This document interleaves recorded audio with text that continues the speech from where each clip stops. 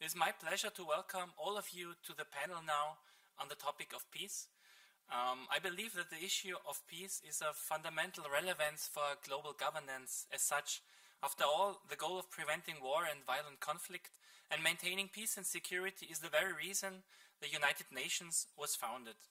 And if the United Nations are at the heart of global governance, as its backbone, so to say, then the issue of peace is constitutive for global governance, I'd say. And already the very beginning of the UN Charter's preamble defines its goal as saving succeeding generations from the scourge of war. And for the newly created UN, one of its first tasks was to deal with an unpleasant issue that the British Empire did not have the ambition to further pursue, and that was, of course, the conflict between Jews and Arabs in their former realm of Palestine. And we all know the story. The UN decided to partition the area based on the right of self-determination of peoples. War broke out, and then a fragile truce was implemented. And in order to maintain it, the UN came up with the idea to deploy impartial soldiers under its mandate to keep apart both parties. Thus, UNSO, or the United Nations Truce Supervision Organization, and thereby peacekeeping, were born already in 1948. And the mission still exists today. But the following decades were characterized by the Cold War and its own logics to deal with domestic conflicts internationally. And that basically put much of the UN's ambitions on hold. And then, finally, as the Warsaw Pact dissolved, the UN emphatically declared in its Agenda for Peace in 1992 that the time had finally come to realize the ambitions and goals of its charter. And in order to do so, it introduced 4 tools. 1, preventive diplomacy. 2, peacemaking, peaceful and by force, which is, of course, military intervention. 3 is peacekeeping, we already talked about it. And 4 is post-conflict peace building, which means multidimensional efforts, societal, political, legal, or economic, to prevent a society from relapsing into armed conflict. And the first 3 tools refer to an understanding of peace as an absence of war. The last one, peace building, aims at a more holistic understanding of peace, also encompassing an absence of discrimination, I'd say. So how did the Agenda for Peace work out? Well, let's say not exactly triumphantly. The 2 most obvious failures are represented by the episodes of mass slaughter in Rwanda and Srebrenica, where 2 genocides happened despite the presence of UN peacekeepers. The list might be followed by the NATO intervention in Kosovo, and accompanying doubts about the legitimacy of this action. There was, after all, no mandate under international law. We could also mention UNOSOM in Somalia, which ended in a debacle for the UN and the US in the 1990s. We all remember the infamous Black Hawk Down episode. MONUSCO in the DRC has existed since 1999 and is now somewhere between stalemate and dwindling UN legitimacy. The mission in Afghanistan finally existed from 2001 to 2021, and most recently ended in another debacle for the US and the international community as a whole. Other missions, finally, in Iraq, Libya, Sudan, or Sri Lanka, among others, fostered situations that the peace researcher Marsha Henry describes as no war, no peace situations. This list might well be expanded, but I will not do so due to time constraints. Of course, not all episodes that were undertaken were a complete disaster. There are indeed smaller success stories, but the mentioned obvious failures represent a culmination of flaws that could be observed in any international peace efforts. All of those episodes altogether, and most of all the most recent Afghanistan episode, strongly question the validity of the idea of peace itself and the possibility of realizing it, I'd say, whether it relates to peace as an absence of war or as an absence of discrimination. That, of course, strongly calls into question the legitimation of any international peace effort in the first place. A crucial problem that seems to underlie peace efforts has been described as the difficulty to grasp a context from the outside and to apply adequate means to deal with issues from within the context. And that is, of course, a fundamental problem, also for global governance as a whole, I'd say. The problem begins with defining the problem in the first place. So where do we look and who do we ask to find out? And the UN has its own personnel on the ground to make sense of a certain situation, to report this to the UN headquarters in New York, which then decides on what to do. Well, that sounds reasonable, but it doesn't really work out on the ground. In Afghanistan, for example, UN personnel has to live in armored container villages guarded by the military, that they can only live in armored vehicles, in bulletproof vests and helmets, often accompanied also by armed soldiers.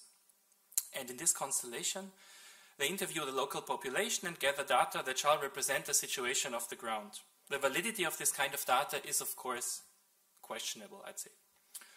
And no wonder the measures that are undertaken by international peace practitioners very often do not really connect with the reality on the ground and with its people.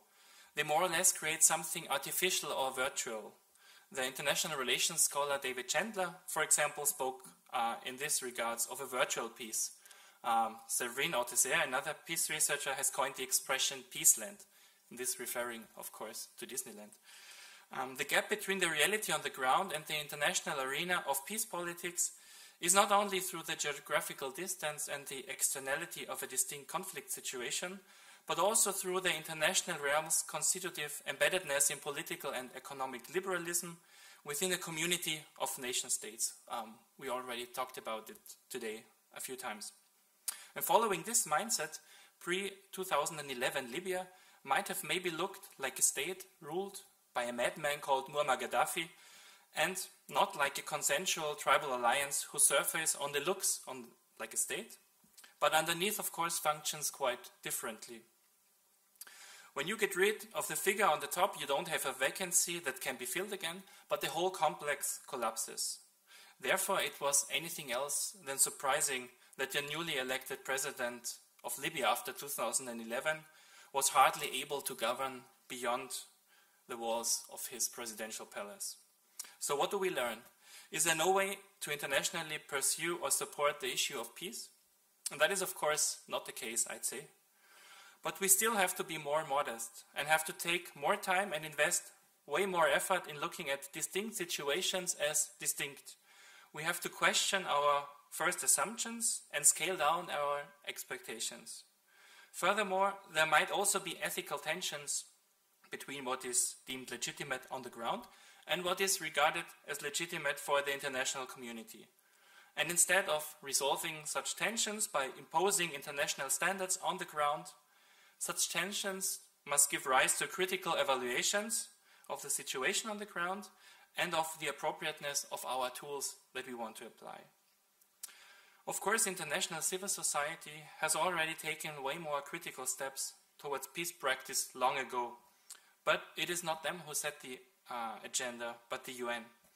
And fortunately, the UN is quite a self-critical organism, I'd say, and has engaged already in various self-review processes. One of the most recent ones relates to the issue of peace, and it happened on the occasion of the 10-year anniversary of its peace-building architecture. And in their related concluding report, the UN implies a paradigm shift in its peace practice. It emphasizes the need for sustaining peace rather than building it, and thereby gives an agenda-setting priority to the conflict context and the people that are embedded in it. So in general, theoretically speaking, there is a pressing need and urgency to be more critical towards fundamental concepts that are in place. Concepts such as the state, peace, or justice. Now, all the three presentations of this panel will do exactly that, and I'm really looking forward a lot to hearing those thoughts. That being said, let me introduce the first speaker. This will be Thorsten Bonacker. Thorsten Bonacker is Professor for Peace and Conflict Studies at the University of Marburg in Germany. His fields of research encompass theories and methods in comparative peace and conflict studies, processes of violence and peace on a global scale, with an emphasis on state building in post-war and post-colonial societies, societal approaches to violent past, as well as sexual and reproductive rights as a global field of conflict. And he's also head of 2 master's programs at the Center for Conflict Studies at the University of Marburg. And current research projects also involve case studies in Cameroon, Papua New Guinea, Kenya, and Ethiopia. Thorsten Bonacker will now speak about about issues of legitimacy in reparation politics in transitional justice. Please, Professor Bonacker, the floor is yours.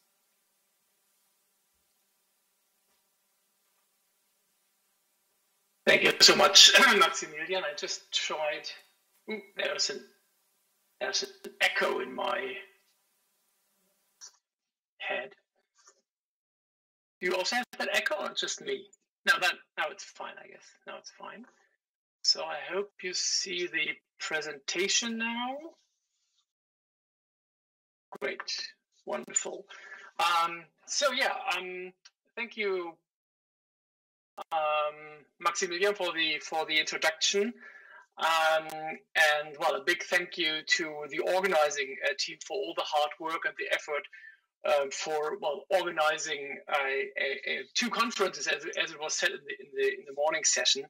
I think this was really a complicated thing to do. So many thanks for the invitation and for the opportunity to present first and very preliminary results of a current research project we conduct on reparations, on reparation politics, I would say reparation as a domestic approach to peace building and transitional justice, which is to a certain extent, and I guess this links the presentation to the former presentations of during the day, is embedded and also influenced by an international environment. And as Maximilian said, I mean, one of the core, I would say, critical question when it comes to peace building, post-war peace building, transitional justice is, I mean, who really benefits from peace? I guess this is a very broad question. I will narrow it down to the question, I mean, which groups are successful in claiming reparations, material reparations in post-war societies. The project is funded by the Deutsche Forschungsgemeinschaft, the German Science Foundation. It's a 3 years project. We just finished our first year, and by we, I mean a postdoc position, Eva Willems, a PhD researcher, Pia Falsch-Ebner, and me. And of course, the project still is affected by the pandemic, so they just are literally on their way back from field research in Northern Ireland, which is one of our case. The others are Timor-Leste, which the picture is taken from Morocco and Guatemala, and we'll come back to the case studies later on. This is how I will proceed. I will give a very brief introduction to the state of the art on international norms and reparations, and then I come to our research puzzle, which is based on that research on norms and reparations, and this is about the selectivity of reparation practices. I will then show that this puzzle is to a certain extent informed by the discrepancy of international norms on the one side and the domestic reparation practices on the others. I will then talk about a bit on our hypothesis and the first findings in at least 3 of our cases, which are Timor-Leste, Morocco, and Guatemala. And then I will conclude with some remarks which links the project also more closely than to the panel, which was just introduced by Maximilian. So let's start with the state of the art. So the basic question we raise in the project is what influences government decisions in post-conflict societies. And I mean, what you see from the literature is that we rely pretty much on research and theories which are focusing on international norms and political change, for example. So classical research, which is predominantly occupied with human rights and the force of human rights in particular, also peace building and transitional justice, and how international norms and global standards, I mean, shape peace building, state building, and transitional justice. And of course, I mean, you may be familiar with that research coming from sociological institutionalism about the global diffusion of human rights in post-war, in particular in post-war societies, not exclusively, but in particular in post-war societies, where it is argued that global models, international norms, international and global standards, so not only norms, but also routines, certain knowledge which can easily applied to various and very different contexts, diffuse around the globe. And part of that are normally human rights, but also, as then research on transitional justice shown, also models of transitional justice, standardized models of transitional justice, so dealing with past human rights violations, are diffused throughout the globe and exported, if you wish, into various post-war societies. So this is the base, the research, the project, and the argument also talk is based on. And just to give you a very brief overview on the emergence of an international norm, which could be also an international norm on reparations, which I guess also could be considered as part of global governance.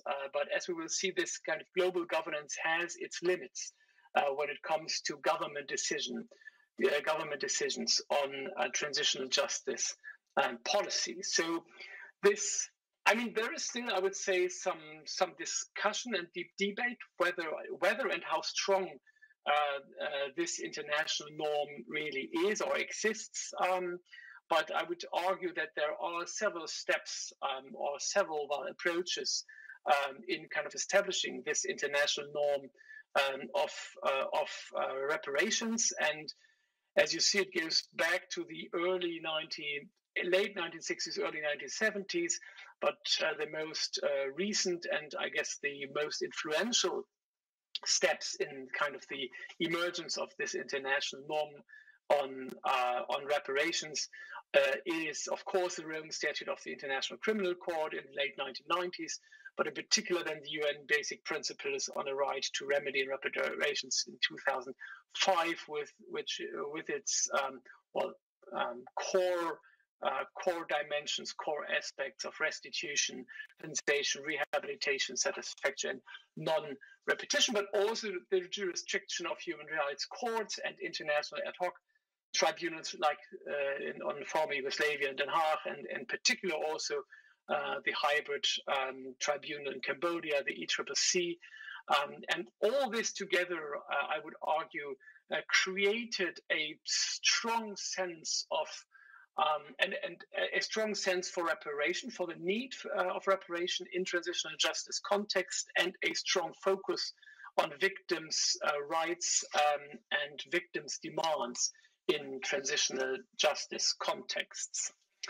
And this is also confirmed then by recent research on transitional justice. There is that victim turn in that research. So for a long time, research on dealing with past human rights violations was pretty much focused, pretty much occupied by a focus on perpetrators, and also by a purpose on, I would say, on the focus on how nation building functions within transitional justice mechanisms.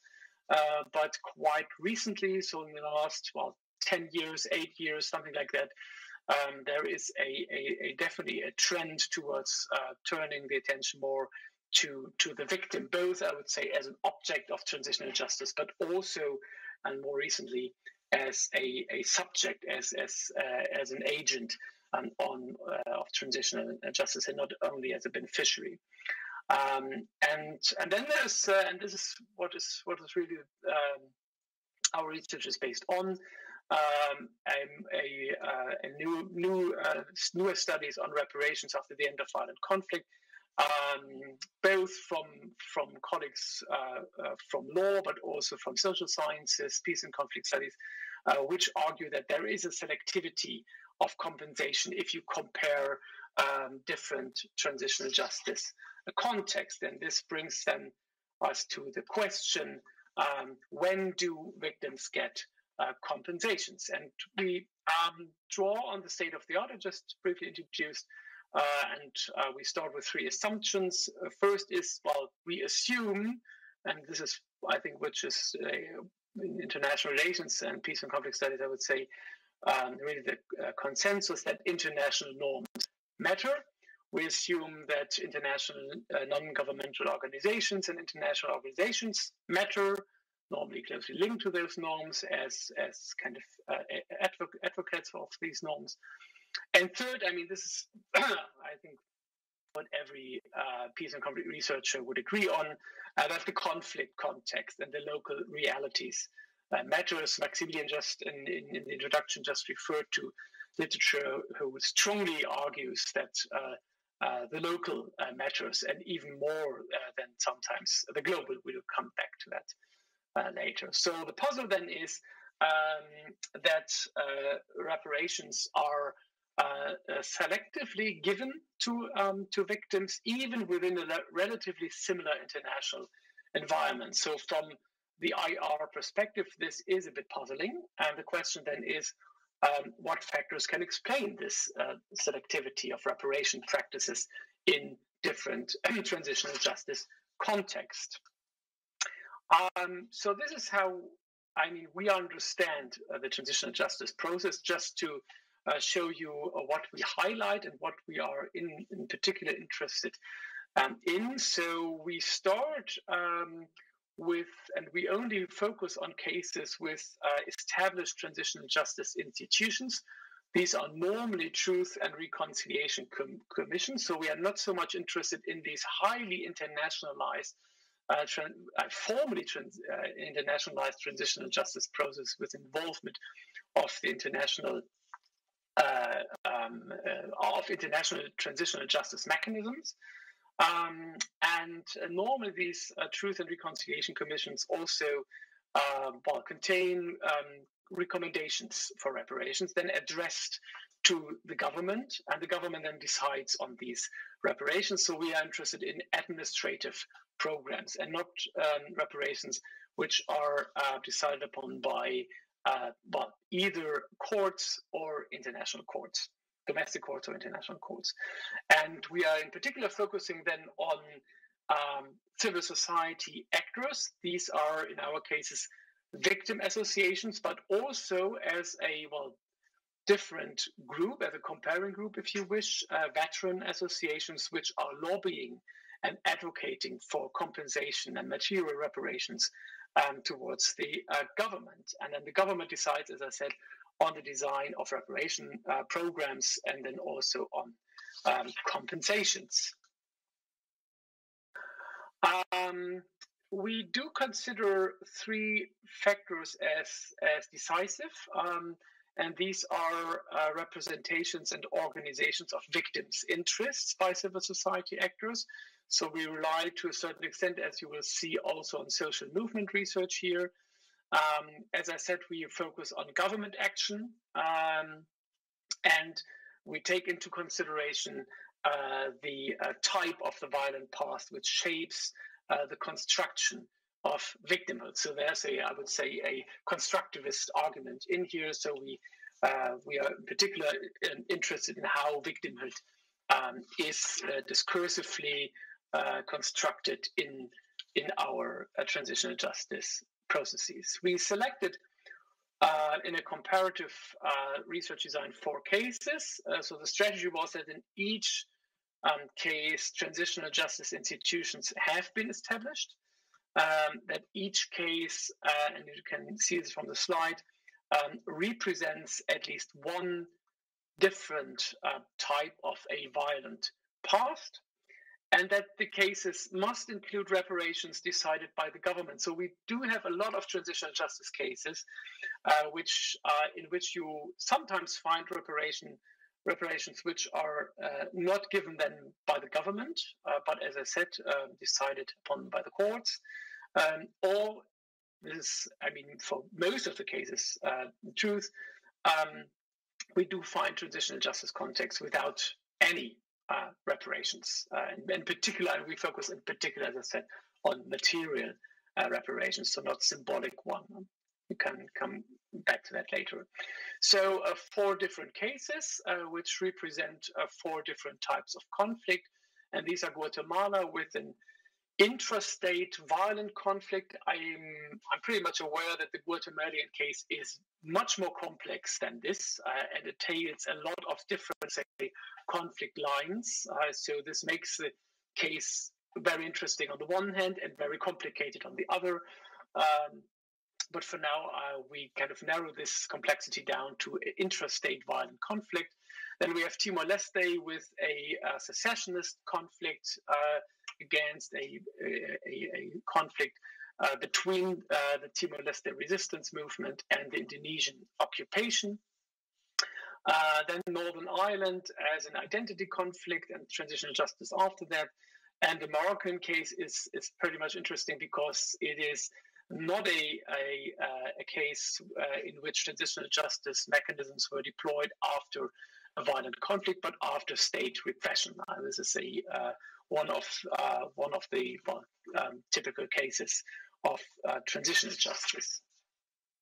The research methodology is based on 2 steps. I will not go into detail here. Can discuss this later on. We test the hypothesis by comparing both the within the cases, but also across the cases, and then we try, and this is what we would like to do in the next year, examine causal links with process tracing within the research design, and after, clarifying the explanations, the possible explanations with cross-case and intra-case comparison. So what are the first findings? And as I said, very, very preliminary. So we started with the assumption that governments in transitional justice contexts are particularly concerned with legitimacy because they cannot rely on what Easton said, diffuse legitimacy. So they really, their legitimacy is unclear, it's uncertain. So in that sense, they are looking for increasing their legitimacy. And for that, we found that the better groups, so victim or veteran associations, succeed in generating a moral authority of victims in that construction of victimhood in the eyes of the population through strategic framing, so in public discourses in particular, and B, the more resources they can mobilize to articulate their demands for compensation, the more likely a government is to give in to these demands. And this is particularly true, I would say, for Morocco and Timor-Leste. In Morocco, the frame of the human rights and violation of human rights in the past by state authorities played a very crucial role for framing and also mobilizing resources and creating a moral authority of the victim of state repression. And in Timor-Leste, similar, but with a very different story, the successful resistance against the Indonesian occupation provides groups with a very strong moral source for claiming compensations. A second finding is based on the assumption that compensation and reparation can be understood as an exchange offer for support. So we refer here to social exchange theory from Blau. And what we see here in our cases is that, in some of our cases, that the greater a government perceives a threat posed by certain groups to its position of power, the more likely these groups are to receive compensation in return for loyalty. And this is in particular true for, again, Timor-Leste, but also Guatemala. In both cases, veteran associations do play a crucial role and are very powerful actors with close links to the governments, and the governments either perceive them as threats, this is true for Guatemala, or perceive them as, well, part of their own group. And the threat would be then a kind of defection from the government. And in that sense, it is well, it's quite likely that the government decided to compensate them. And then a last last first finding, so to say, is that also international environment matters. So the assumption is that government decisions on reparations are embedded in, well, broader international relations, and that they're also shaped by aid policies as well as international policies to war atrocities or sanction policies in post-war context. And if we look into our cases, we see that that those groups are quite successful, which are perceived by the government as crucial for either averting higher costs or increasing the likelihood of additional revenues. And the most crucial case, I would say, is here Guatemala, where the government had expected to be forced to pay compensations by the Inter-American Court of Human Rights. And so it has decided to took the decision on their own and to compensate victims. So Guatemala is famous for having one of the most comprehensive reparation programs in the past. So I conclude with that. What can we learn so far from that comparative research on reparation policies? Well, first of all, reparations could be considered, as I said, as state-centered, as a state-centered approach of peace building and transitional justice. So they are pretty much, in the heart of domestic politics, I would say. However, they are also influenced both by civil society groups, so in particular victim and veterans organizations, but also by international norms, international organizations, and international non-governmental organizations. So to a certain extent, they are also embedded in a global governance environment. However, I would say if you want to explain the outcome of certain peace-building instruments like reparations, you need to take into account subnational, but also the international dimensions of transitional justice in particular, but also, as our 4 cases, or the 3 cases I talked about, show also what I would call a domestic path dependency of peace and conflict. So I would say the type of conflict really shapes the outcome of certain reparation discourses. I leave it with that. Looking forward to question answers discussion, but in particular also for the next talks. Thank you. Thank you, Thorsten, for this really interesting insight into the project. I'd be happy to hear more about it after the next steps. And it was also at the same time not only interesting because you kind of differentiate between the various geographical layers, the local, the national, and the international, which is of high interest, but also was interesting to look into the pragmatic reality of governing in post-conflict contexts. So, thank you. Now let's come to the second presentation by Kristin Bergtora Sandvik. Really glad that you came and are available. Again, really sad that we cannot meet in person. That is really so sad, and I have to say it again because it hurts from time to time, and I know we can't do anything about it, but it just has to be said.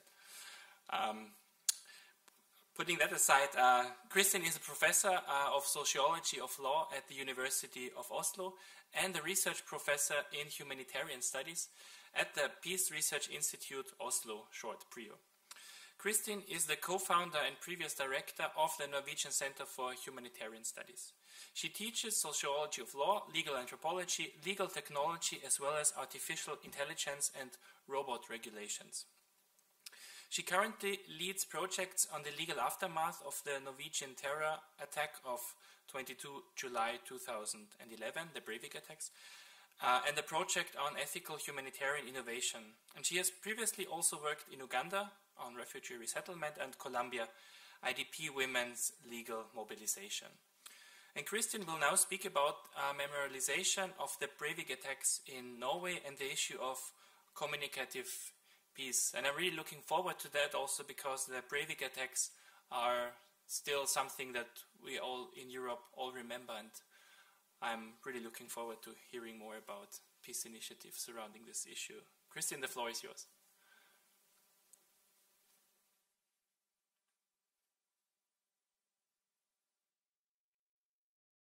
Excellent. And then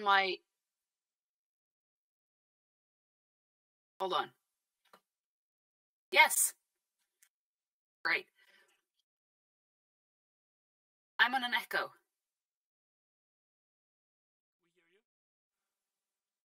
I hear myself too, but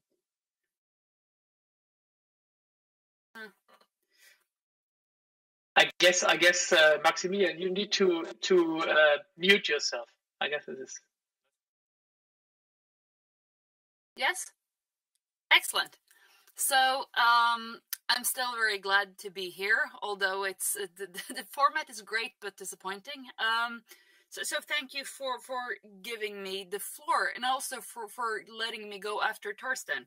You know, when you were talking about transitional justice as a frame and the type of the violent past, and how the moral authority of victims matters, but also how groups mobilize international norms, this resonates very much with the case that I'll be speaking about today. This project, it's part of a project called Ripples. So LAW stands for Learning, Accountability, Witnessing. I came to this from a couple of different directions. So I've been working in Colombia when the attack happened with Julieta Lemaitre, who's now a judge in the transitional justice system. I also worked for a long time on humanitarian studies, where Norway, you know, presents itself as a humanitarian superpower. When I came to the faculty in 2016, I was completely unprepared for having numerous students who were survivors of a Norwegian terror attack. And I only realized this after the terrorist had tried to litigate his human rights violations against the government. And I was going to discuss this with my legal sociology class. And on the first row was seated this Norwegian young Sikh woman who had a very prominent role as a public advocate for the victims. And you know, I recognized her, and then I realized there were so many more. And she was the inspiration for starting this project, and incredibly generous in terms of, you know, talking about what this attack meant. And at that period, it was very difficult to speak about this attack in the Norwegian public sphere. It had almost become a taboo, where the victims and the Labour Party youth were tasked with sort of supporting people from the right-wing side of getting, you know, so they shouldn't feel that their freedom of expression was constrained. So the Labour Party youth was given an enormous amount of responsibility for pretending that everything was fine, while living under conditions of daily threats, harassment, severe sort of PSTD, inadequate welfare benefits, etc., etc. And this discussion was very difficult until this summer, and I'll get back to this. But this project has as 4 working packages. It's the bereaved and the survivors and their welfare rights. We're speaking here about 5,000 people. This is a lot of people. So most Norwegians know someone who was affected by this attack. Most Norwegians did take part in the grieving after this attack. Then there is one working package on the bombed government quarters, one on the memorials, and one on the rule of law. And through this project, we have publicly spoken about the need for a transitional justice frame in the Norwegian public sphere that had not been brought up until we started to get traction for this type of framing. And we're insecure about how well this is going to work, but we're trying to bring it home. So in a sense, you know, I'm sort of the local here as well. So peace, I'm just going to flip up my notes here. Peace is you know, according to Jon Galtung, he talks about, you know, structural violence, the absence of physical and structural violence. So I'm experimenting with this concept of communicative peace. So at the moment, Europe, and the US for that matter, is you know, a site of enormous political discontent, distrust, disenfranchisement, elite politics, at the same time as we've seen a very large number of mass casualty terror attacks. And I recognize that this has happened in a lot of places in the world. I'm focusing on Europe now because we're a shared past, and violent contestation over pandemic politics. So last week, for example, there was a very large demonstration by the Nordic resistance movement, which is essentially our neo-Nazis, on the Swedish border of Gothenburg against pandemic policies. So this is something we're living with. So this vision of communicative peace is where laws, institutions, and discourses of liberal democracy succeed in countering and mitigating radicalism, hatred, conspiracy theories, while including the population in broad deliberative processes. You know, this is sort of also pretty much staple transitional justice stuff. And what I've been fascinated by, and I've started to look at similar attacks. Spain has a long history of dealing with post-terror. There is France, there is Northern Ireland. So in the 2000s, government efforts to transition from this post-terror context and calibrate new societal settlements have often met with resistance from local communities who are caught up in what I label infrastructural aspects of the transitional justice project. Someone is going to build something very large to commemorate.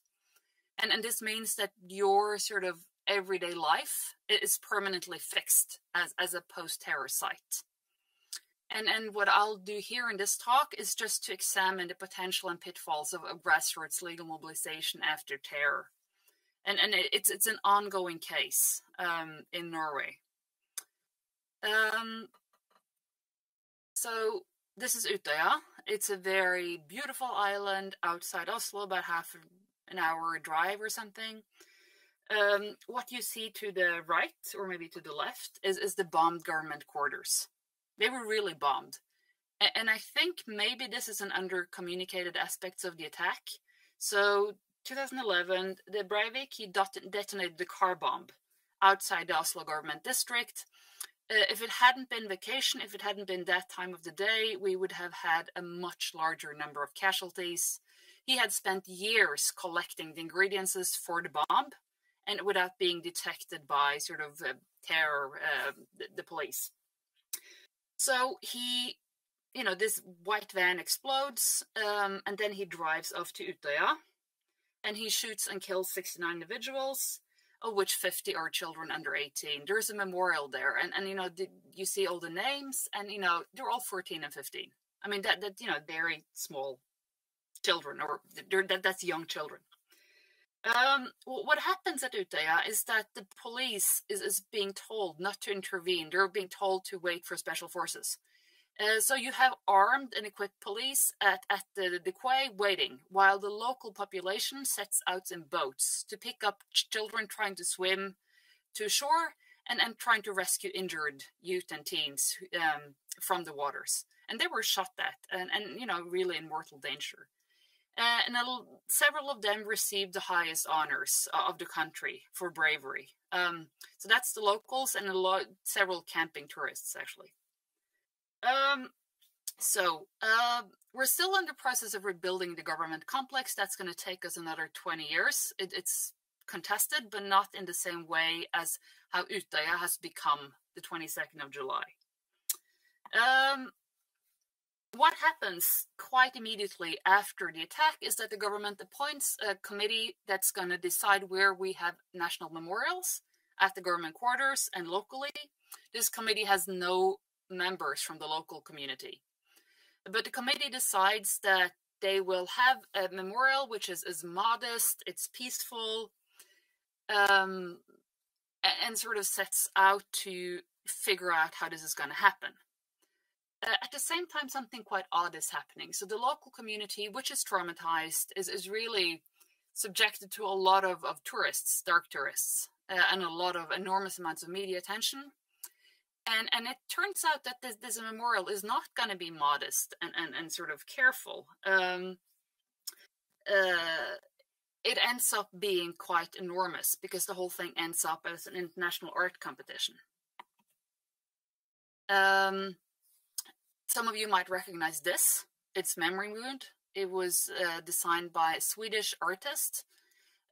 This has become so iconic in the Norwegian context that the 22nd of July Center, which is the educational center for commemorating this event, has several students coming by claiming to have been at this memorial. because it's something that we've seen so often when talking about the 22nd of July. So the neighbors are unhappy. This is supposed to be finished by 2015. This summer, it was finally decided, this year, it was finally decided that the monument could be completed next year. So we've been late for a long time, actually. So initially, memorials focused on rebuilding Utøya, and it involved survivors. But from 2014, this neighborhood association started protesting about the lack of meaningful impact, not being heard in location and design of the monument. And they really were not involved. You know, when they were mapping the health consequences of people affected by Utøya, the neighbors were not included, for example. This is also a class-rural aspect. So camping tourists in Norway are typically working class, and this is a rural community. And then, you know, eventually the neighbors decide to go to court. And for us, this became, as a nation, became very difficult. So we have the big trial against the terrorists in 2012. Any other trial involving the 22nd of July is symbolically difficult to handle politically and in the public sphere. The government opted to use ordinary law in sort of encountering this extraordinary event. But the question is really what this means, right? For the ability of ordinary people to use legal mobilization.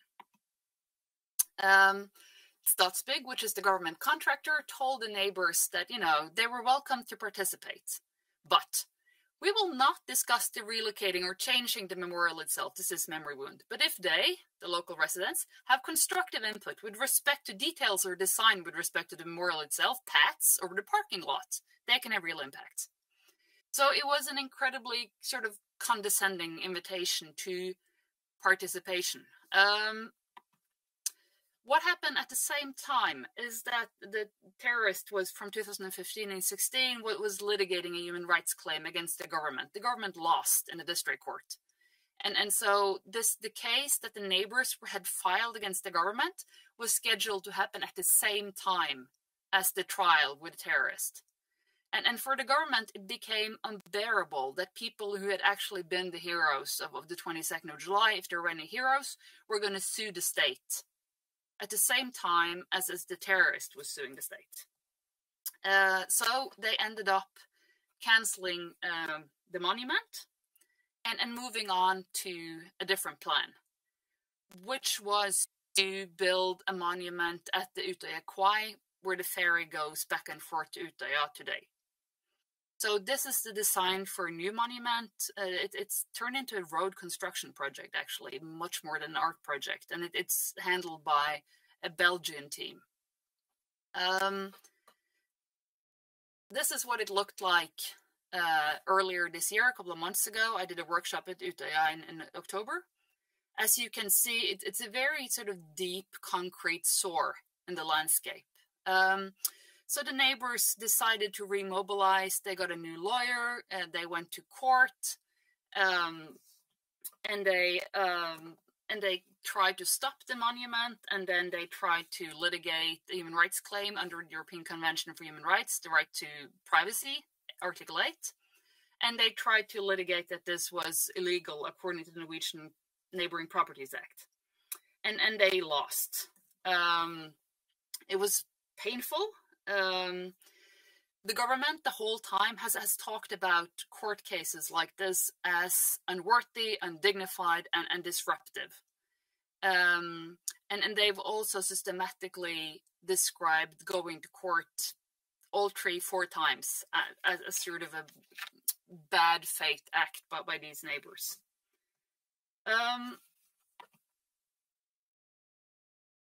There are some takeaways for me from this.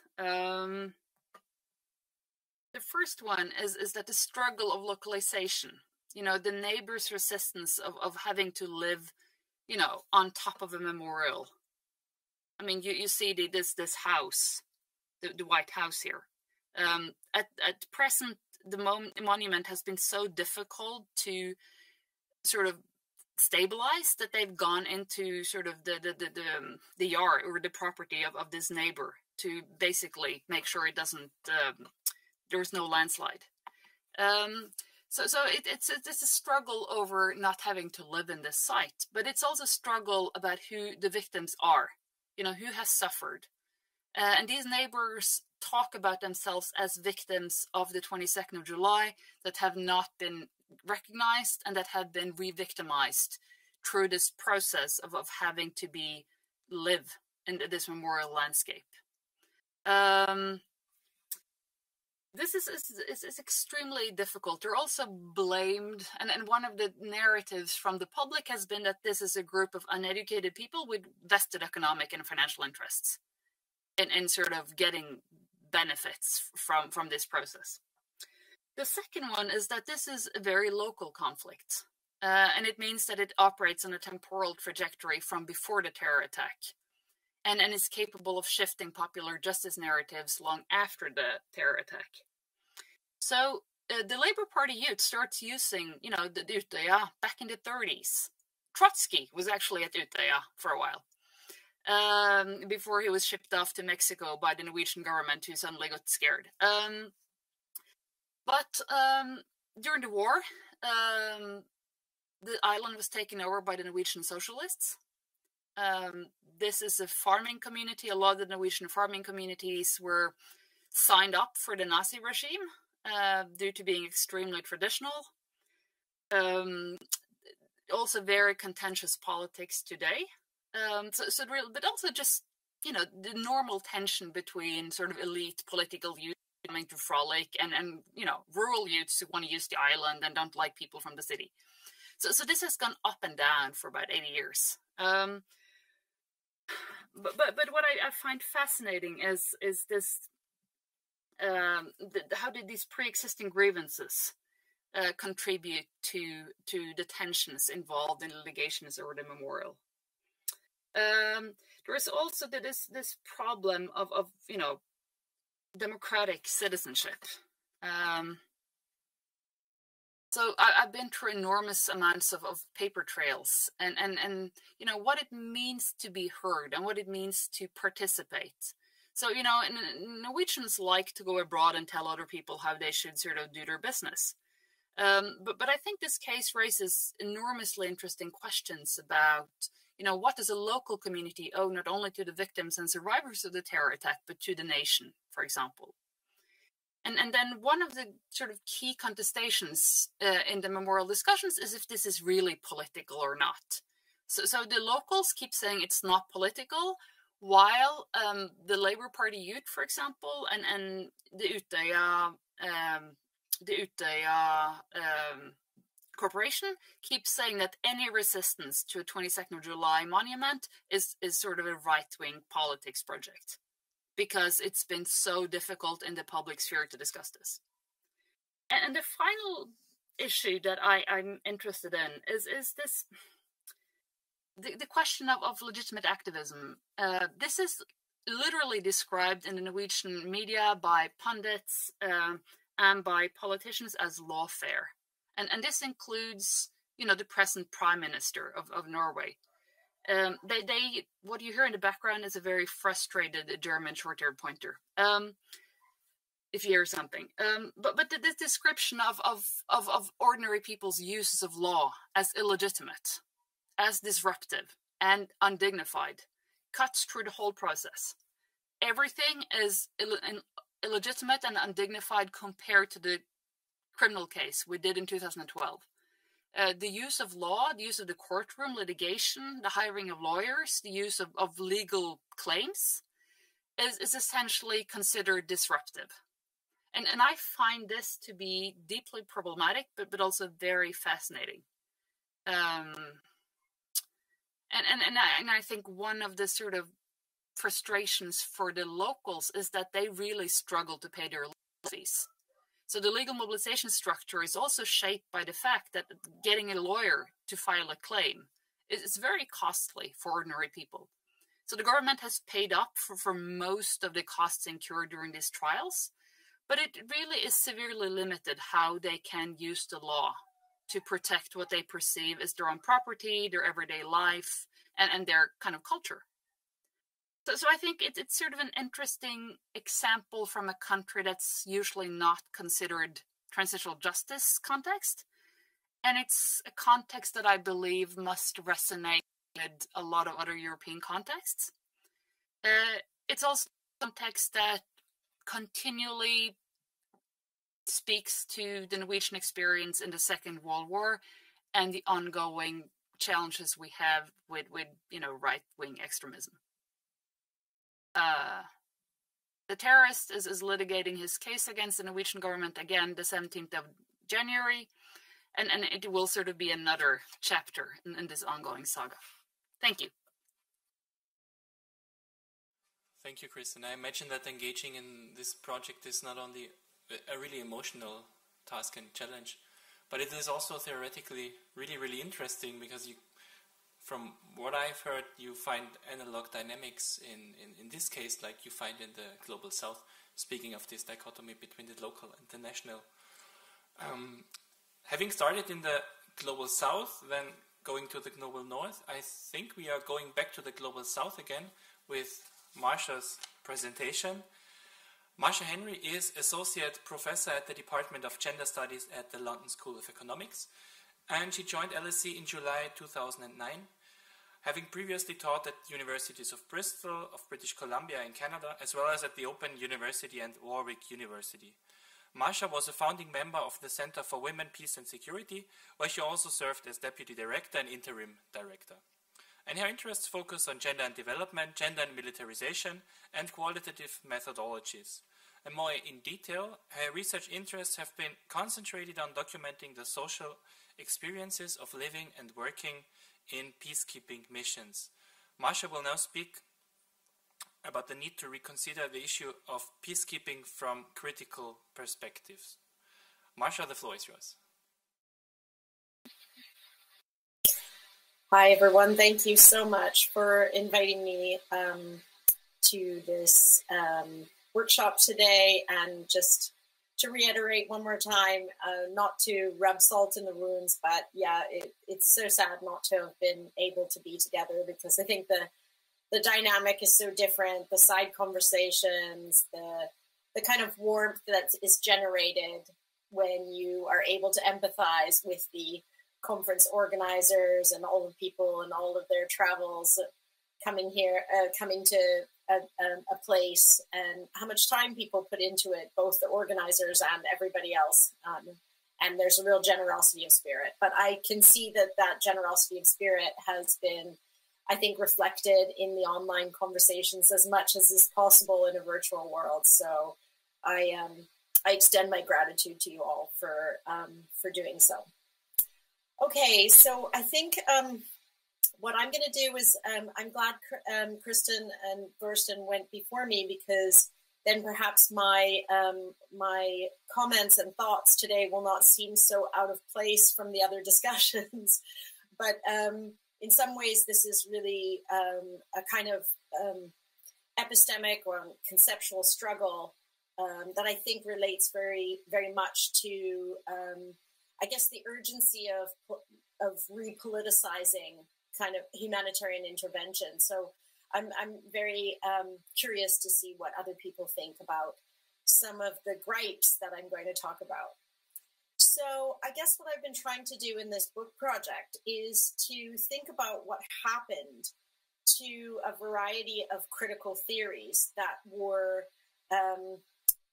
being shared through peacekeeping scholarship, and why they have more, or why some of the concepts, some of the ideas, some of the ethos behind those has more or less disappeared from peacekeeping scholarship. And I think as a result of its disappearance from peacekeeping scholarship, it has also meant that various agendas or various investments in peacekeeping practice are able to endure. And I think these are relatively unsatisfactory practices.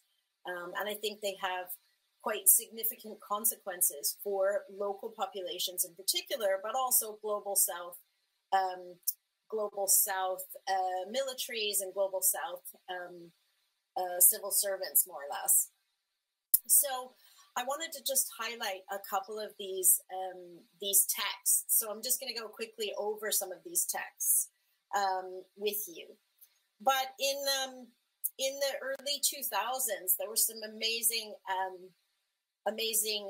books written that tell a very different story of peacekeeping than perhaps we're used to seeing in the contemporary scholarship. And what I try and do in the book project is to track what these texts did for me in particular, but what I think they did for the field, and what is then as a result missing in the contemporary moment. So some of you may be familiar with these books, but for the most part, these books don't feature on the bibliographies of contemporary peacekeeping books, nor are they meant to be consultative sources for peacekeeping practitioners or policymakers, but they have a lot to say, I think, both conceptually and empirically. So just very briefly, the post-war moment by Cynthia Coburn, edited by Cynthia Coburn and Dubravka Zarkov, was kind of a very important and groundbreaking text. And all three of these texts, the next edited collection, Gender, Conflict, and Peacekeeping by Diane Mazarana, Angela McKay, and Jane Parpar, and then the final one by Sandra Whitworth, these were all early texts which paid attention very significantly to the gendered impacts of having mostly male peacekeepers in humanitarian situations. So while they were not specifically about, how to ameliorate peacekeeping or humanitarian interventions, they told very important stories, and they used significant critical theories within which to comment on what was happening in peacekeeping spaces. And in a similar vein, you also had these texts on race, imperialism, and peacekeeping. They were around the same time frame in the early 2000s. This very important book, I think. I keep rereading it and finding more and more information in it that really shapes how I think about peacekeeping. It's a book by Shireen Razik called Dark Threats and White Knights. And this book actually traces incidents of peacekeeping violence in particular. And what I mean by peacekeeping violence is not violence against peacekeepers, but violence committed by peacekeepers against local populations. And this book traces a particular series of violent events committed by violent acts committed by Canadian peacekeepers when deployed to Somalia. The other two books, Embracing the Peace by Kimberly Zisk Martin and Peace Operations Seen from Below by Beatrice Pouligny, is I think those books were drawing on some of the critical theories that Razik uses from post-colonial theory, critical race theory, trying to show the ways in which peacekeeping could be understood as a power relation that was akin to colonialism or imperialism. And then these texts, Peacekeeping Under Fire by Robert Rubenstein, Reimagining Peacekeeping by Francois Dubois, and Governing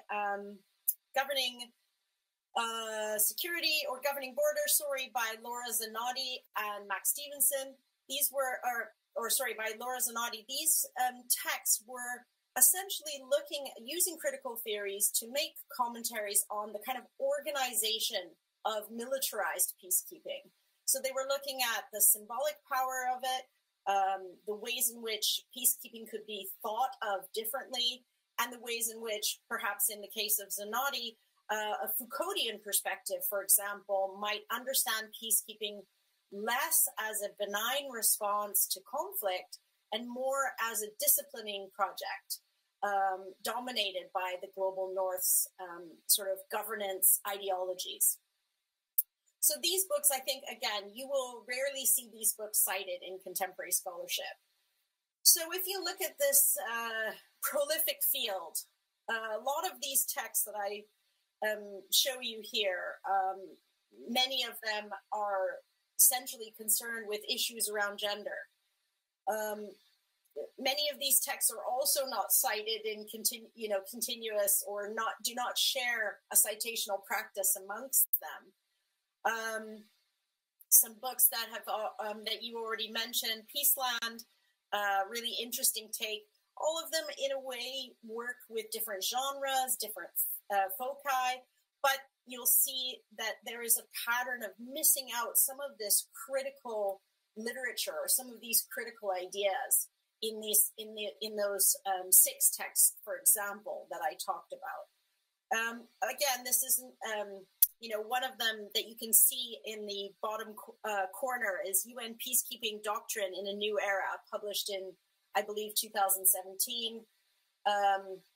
Sorry, I don't have my notes with me for that. That's an interesting book because it's quite recent. It doesn't have one chapter on gender. It doesn't have any references to gender in the index. It doesn't have any references to the category of women. It's a bit surprising considering the kinds of texts that precede it. So there's plenty of material available. So I'm just kind of fascinated with why the peacekeeping scholarship becomes so dominated by either a problem-solving approach, by approaches that don't perhaps draw on any of the post-colonial critiques, even if they are not necessarily invested in seeing peacekeeping as a colonial project.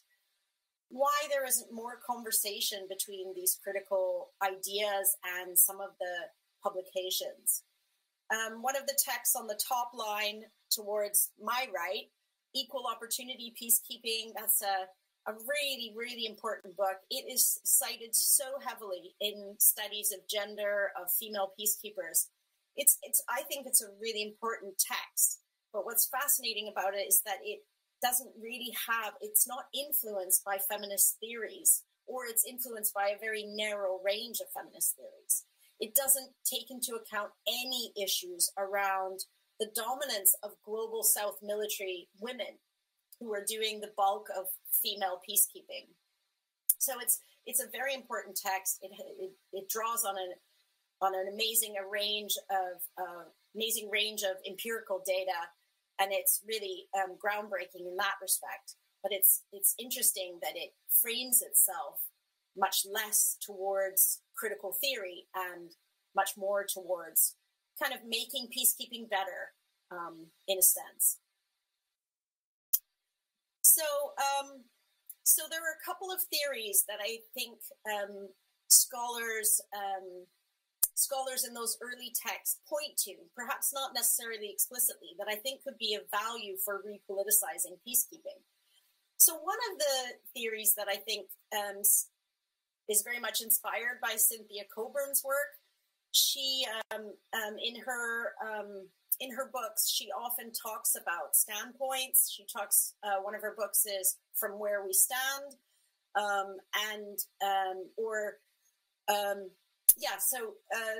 again, Cynthia Enlow very similarly talks about, centering women's lives.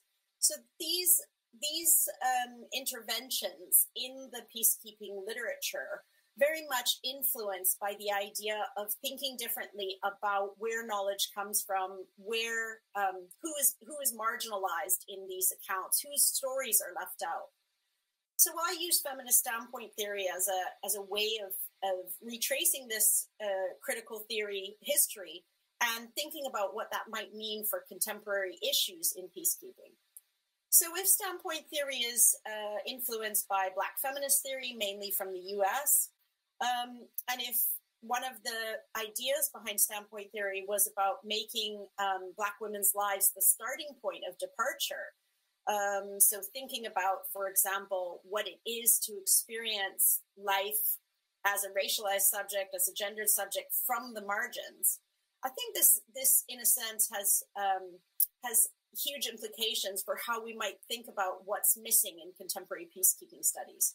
So one of the examples that I use is that contemporary studies of peacekeeping have shifted to exclusively focus on, for example, women peacekeepers with very little account of local women's everyday lives.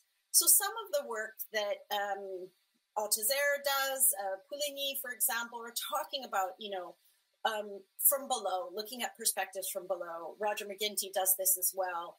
And there's been a lot of debate. So it's not that the peacekeeping scholarship is completely devoid of this, but it's very interesting that the peace kept, as Clapham calls them, is, more or less absent in a lot of this scholarship.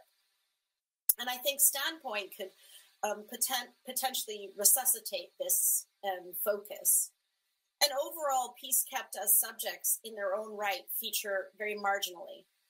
Peace kept women, for example, feature as instrumental to larger peacekeeping questions, for example, about effectiveness, about operations, about logistics, as well as in relation to participation in reconstruction. So there have been some big studies about, the duration of peace when local women participate in peacekeeping agreements. And this has been really important, but very often you don't get much deeper into the experiences of the peace kept. You just get this kind of potential instrumentalization of their presence in the peace agreements. Okay, so that's one quick idea of one quick overview. Some of the other work that I've been doing is around the concept of intersectionality, which I think is again partly present in a lot of this critical work. So what intersectionality does for me, intersectionality is, according to Crenshaw, is this view that, for example, women experience oppression in varying configurations and in varying degrees of intensity. And again, it's based on the idea that systems of oppression do not work independently. They do not work along a single axis. So an intersectional approach is about seeing identities not as additions to the self to be stacked one on the other, but instead as complex collections of intersections that are mutually created in the context of prevailing social norms. So intersectionality as a concept points to multiple systems of oppression. It's not about, again, it's not just about the different identities we choose or those identities together. It's about the ways in which we experience oppression along multiple axes. So I bring this concept into, and I think, again, this is inspired very much by Razek's work, Coburn's work, and I think about what this means when you have accounts of women peacekeepers, for example, where they're seen to sort of fill this gap in this sort of male-dominated presence. So it's like, okay, if we have female peacekeepers, maybe there'll be a reduction in male violence, and but this doesn't account, this idea of sort of introducing women peacekeepers to ameliorate or to offset the kind of patriarchal problems that are created by all male peacekeeping units, sees gender as this single axis. It doesn't think about women peacekeepers as these multidimensional individuals.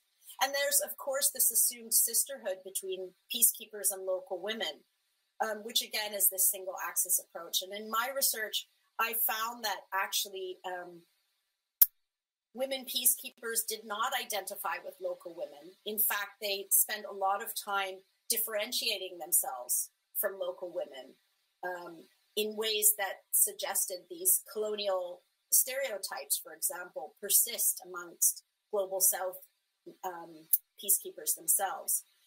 And, I sort of argue that in a way, this obsession with sort of gender balance or equal opportunities for women peacekeepers acts as a kind of foil for empire, as Aaron Belkin writes about, and for this continuing martial dominance of peacekeeping, as opposed to thinking about some of the other kinds of work that goes on. So I'm coming close to the end, and I will just talk very quickly about another concept that Razek uses in her book. She talks about the global color line as structuring peacekeeping and other humanitarian interventions. And she draws on Black Marxists and Black scholars from the US, W.E.B. Du Bois, and she talks about how the problem of the 20th century is the problem of the color line, the relation of the darker to the lighter races of men in Asia and Africa, in America, and the islands of the sea. Du Bois talks about the color line, and I think she invokes it to understand the perpetuation of violence by peacekeepers in the Canadian context, in the context of Canadian peacekeepers, the violence that's perpetrated against the peace kept. But I think I use the color line to actually think about who are the peacekeepers and what are they, where are they from and what are they doing? And if you think about the majority of peacekeepers, the majority of boots on the ground being Global South militaries, there is a very different, I think, picture of who's doing the majority of peacekeeping labor. Again, this is not reflected in a lot of the studies that you see in peacekeeping.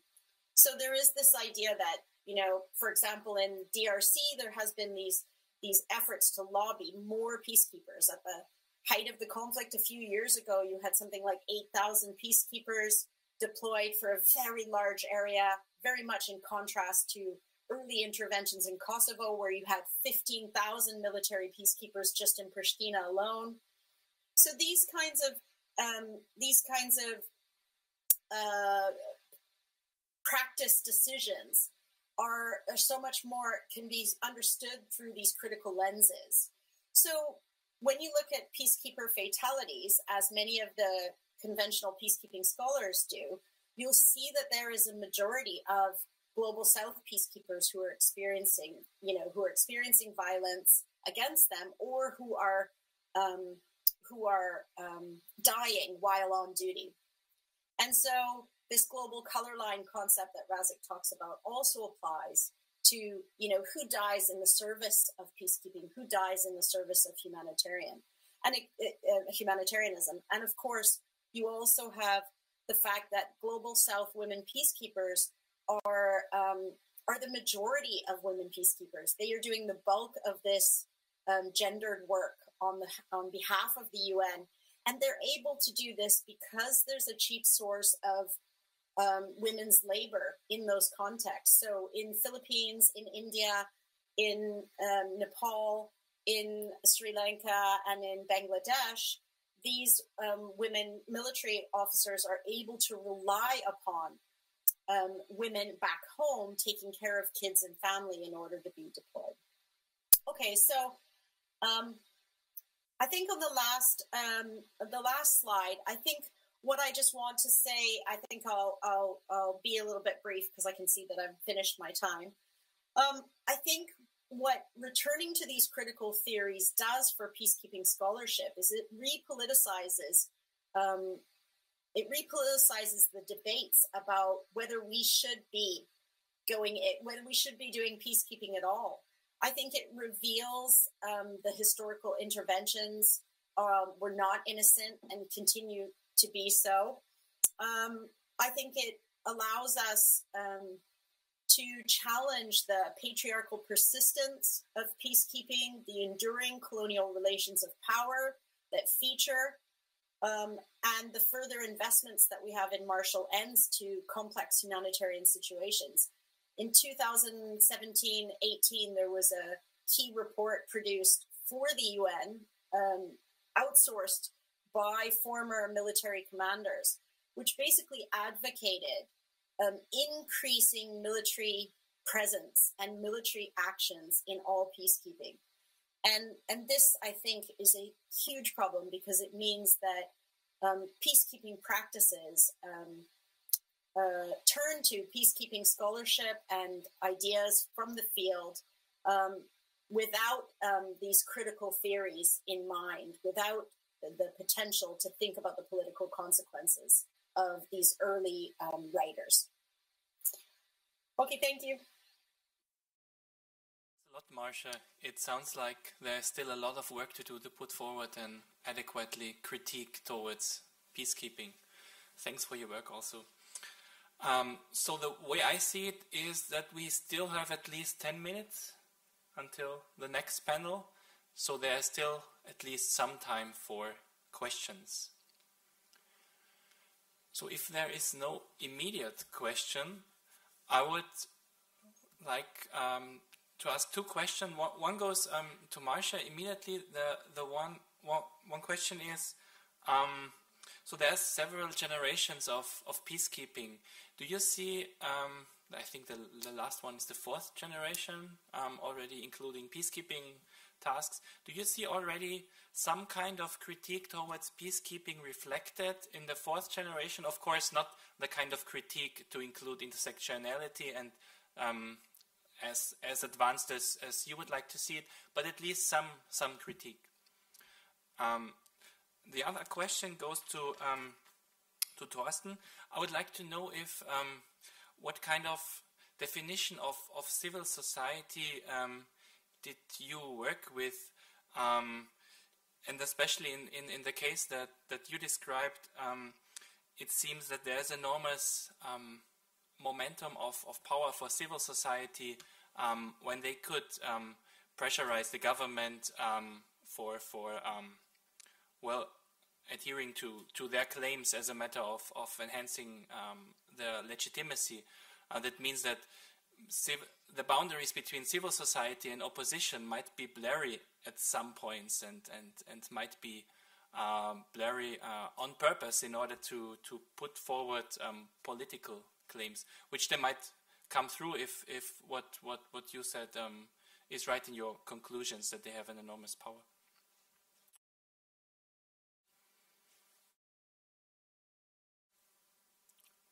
Anyone who wants to start? Marsha. Hi. Thank you, Thorsten. Thank you so much, Maximilian. I think you're right about the critiques available. I think there are a lot of critical takes in the peacekeeping scholarship, but I think the majority of it is still very much committed to peacekeeping as a practice or as a process. So, these Howard's most recent book, Power and Peacekeeping, which, she wrote over quite a number of years, is really, again, it's a really impressive book. It's critical of peacekeeping, but it's mostly critical of what it gets wrong, logistically, operationally, even ideologically.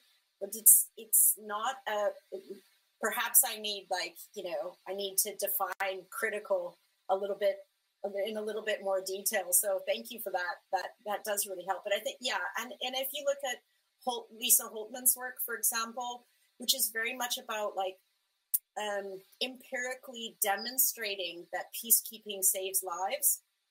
And I think it's quite compelling the way that Holtman's work can be, the way that Holtman's work shows this, in numbers terms, the decrease in fatalities after peacekeeping troops are deployed, really shows in black and white how peacekeeping can be a force for good. But I think that essentially this is why the UN actually really engages with those kinds of texts and that kind of scholarship, because it's not essentially an abolitionist approach, which I think mine is, which is really about defunding the military and thinking about alternatives to military-dominated peacekeeping. Yeah. So more a conceptual critique than a hands-on critique, I guess. Yeah. Okay, thank you. Thorsten. Yeah, thank you, Maximilian, for the very interesting question. And to be honest, I mean, we struggle a bit with the term civil society for obvious reasons. The reason why we chose at the end that term is that, I mean, we originally started, and I mean, I myself originally started researching on the construction of victimhood by only focusing on victim organizations. And these would have been organizations who claim themselves as being victim organizations. But if you then look into, I mean, conceptually, this is absolutely fine, I would say. But if you then look into the reality of transitional justice context, you find a lot of organizations who actually would not claim that they are victim organizations, but that they either advocate for victims or influence and shape the whole reparation policy discourse. For example, in the Moroccan case, these are human rights organizations. So they wouldn't consider themselves as victim organizations, but if you look into the statements, the documents, and the claim making, you find it's easy to identify.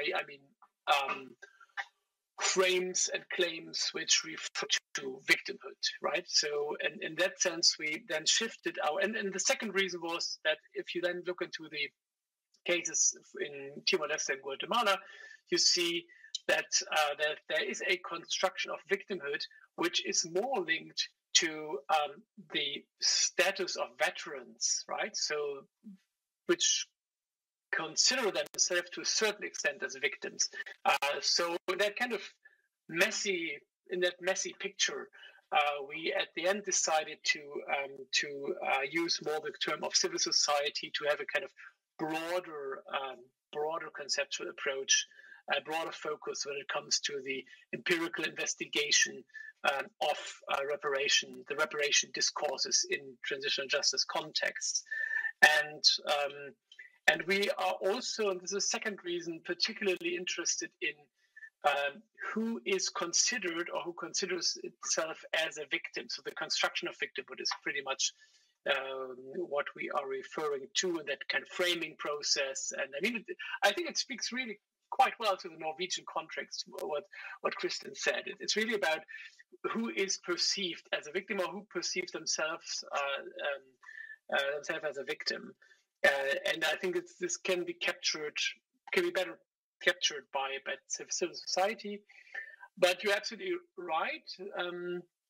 Traditionally, I would say we argue with pretty much in line with civil society theories or theoretical approaches that these groups are not part of what Habermas would call administrative politics. So it's more on the periphery of the political system. But, and you're absolutely right, again, if you look into the reality, in some cases there are strong bonds between those groups and not only the opposition, but sometimes also the government, right? So it is a bit blurry, it is a bit messy, as it is if you look into the reality. But still, I would say it's useful to capture this with that civil society term, although it is not unproblematic to say at least. Okay, thank you, Thorsten. Now we have a question by Kristin and then one question by Magdalena Nemeth going to Kristin. Please, Kristin.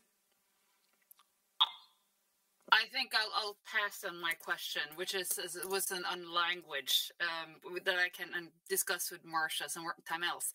But I'd like to just answer the question from the audience on the definition of terrorism in Norwegian law. It's sort of a scattered definition. We have signed up to the 2005 European Convention. We have criminalized being actively part in the terrorist organization. And you have a lot of sort of court cases putting people in jail for recruiting someone to a terror network. I think an interesting example is we've just recently had a Norwegian woman who succeeded in returning from an ISIS jail with her children. The last government left the government because she was evacuated back home. I think the more interesting thing with how the officialdom is negotiating the boundaries of terrorism is that the Norwegian state has historically been hesitant with respect to affording citizens of color the same protection as quote-unquote ethnic Norwegians abroad when they get in trouble. So this evacuation of a Pakistani Norwegian woman was fairly significant. I think we were also, this is a Norwegian context, so we have courts creating boundaries not necessarily where the law is. So if you were 250 meters away from the government quarters, you were still at work. If you were 270 meters away, you were not at work and would not be compensated. A number of people left the island, met the terrorist when he took the ferry back. they were on the shore side during the attack. They have now officially petitioned to be named as victims of the atrocities at Utøya, because, you know, they were would-be targets.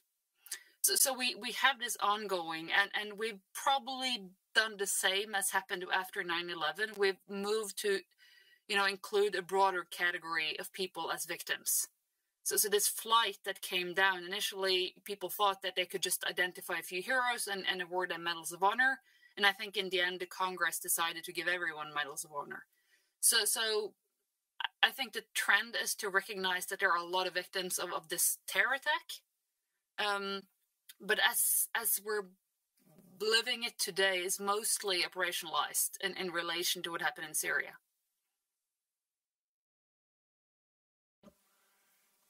Thank you, Kristin. And unfortunately, can I just add? Sorry, yeah. No, we've had a couple of subsequent attacks by people who claim to be converts, for example, white converts, who also turned out to be very severely mentally ill. So Breivik was and is very mentally ill. The subsequent mosque attack we had, I think you might have seen the picture of this Norwegian Pakistani pensioner who wrestled the terrorist to the ground. He killed his adoptive sister.